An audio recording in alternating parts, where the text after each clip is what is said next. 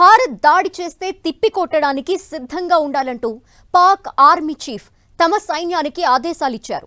అసలు Pak army chief Asim Munir వైఖరెందుకు ఇలా ఉంది? తాము తప్పు చేసింది కాకుండా పదే పదే భారత్ని కవ్వించే చర్యలకు ఎందుకు దిగుతున్నారు? యుద్ధం అంటే ఆయనకు అంత ఆషామాషీగా ఉందా? యుద్ధానంతర పరిణామాల్ని కానీ అసలు వార్ అంటూ బిగిన్ అయితే ఆ ఎఫెక్ట్ ఎలా ఉంటుందో అసీం మునీర్కి తెలియదా? మరి తెలిసి కూడా భారత్తో యుద్ధాన్నెందుకు కోరుకుంటున్నారు? Watch this story. Pakistan army chief భారత్తో యుద్ధాన్నే కోరుకుంటున్నాడా? ఓ మినీ యుద్ధం చేసి తన కీర్తి ప్రతిష్టలు పెంచుకోవాలని చూస్తున్నాడా? ఎక్కడైనా ఏ దేశంలోనైనా సంక్షోభంలో ఉంటే దాన్నుంచి బయటపడేందుకు ప్రయత్నిస్తారు. కానీ పాకిస్తాన్లో మాత్రం పొరుగు దేశంపై దాడి చేసో లేదు ఆ దేశం నుంచి దాడులు కొని తెచ్చుకునేందుకో ప్రయత్నిస్తారు. ఇది చరిత్ర చెప్తున్న సత్యమే.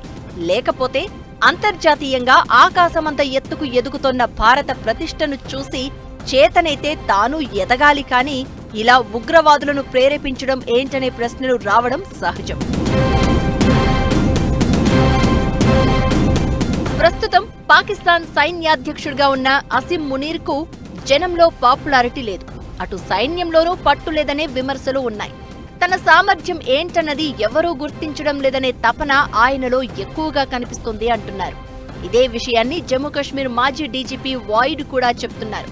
ఓవైపు బలోచిస్తాన్ నుంచి రెబల్స్ బెడద ఎక్కువ కావడం కూడా పాకిస్తాన్లోని ప్రభుత్వానికి పెద్ద సమస్యగా మారింది. తెహ్రిక్ ఈ తాలిబాన్ పాకిస్తాన్ ఖైబర్ పంక్తుత్వా కనుమల నుంచి వచ్చిపడుతూ పదుల సంఖ్యలో సైనికులను మట్టుపెడుతున్నారు. మరోవైపు సింధ్ సరిహద్దుల్లో చేపట్టిన ఓ కెనాల్ ప్రాజెక్టుకు వ్యతిరేకంగా స్థానికులు పెద్ద ఎత్తున నిరసనలు తెలుపుతున్నారు.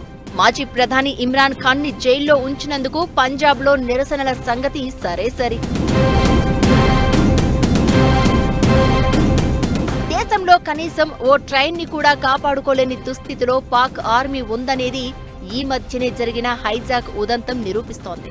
అందుకే ఇప్పుడు కశ్మీర్ అంశాన్ని ముందుకు పెట్టి తాను సమర్థుడినే అని అనిపించుకునేందుకు అసీం మునీర్ ప్రయత్నిస్తున్నారు అంటున్నారు.